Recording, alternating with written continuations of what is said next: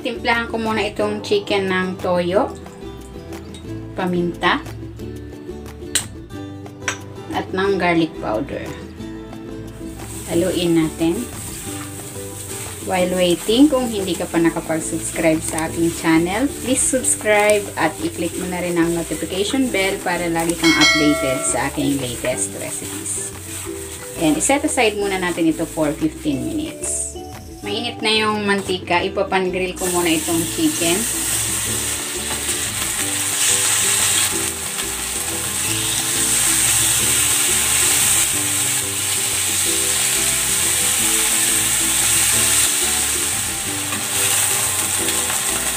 Hanguin na natin.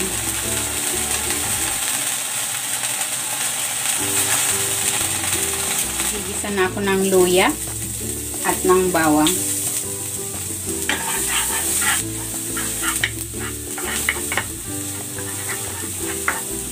Lalagay ko na rin tong sibuyas.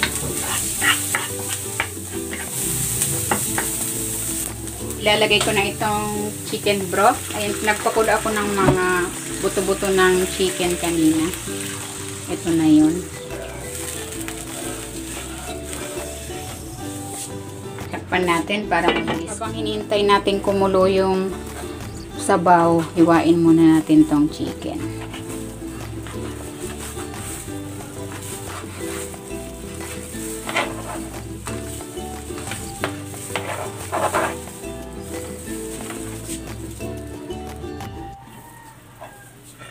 Kumukulo na. Timplahan natin ito ng asin, paminta.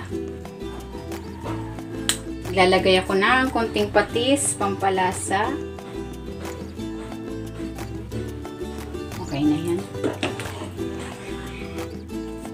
Ilagay na natin tong corn kernel at ang carrots. Ilagay na natin dito yung chicken.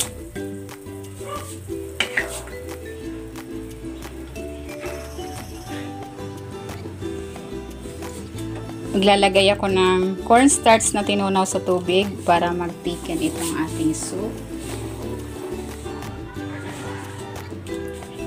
Maglalagay ako dito ng 2 pirasong itlog.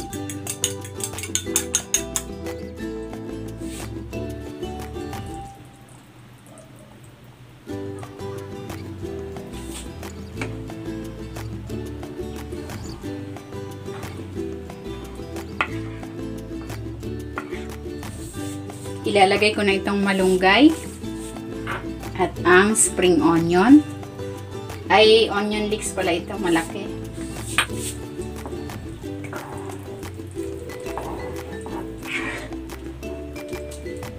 At maglalagay ako ng konting sesame oil.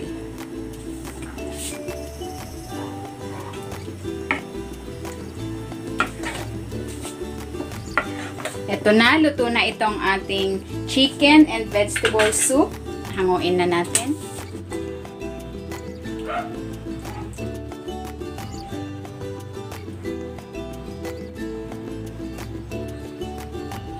Tikman natin.